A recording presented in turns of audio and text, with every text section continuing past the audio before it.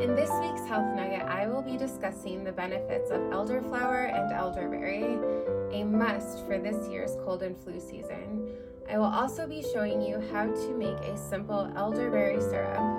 Let's get started. I'm going to start with half a cup of dried elderberries.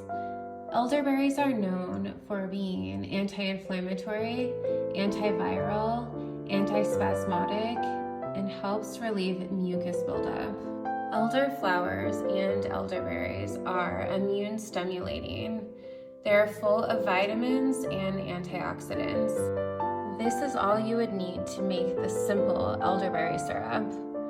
After adding these dried or fresh herbs, you would add 4 cups of water. To my recipe, I also like to add some wild cherry bark, some turmeric, and also some ginger.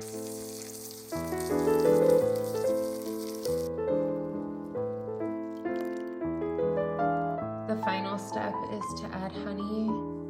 I usually add about 1 cup of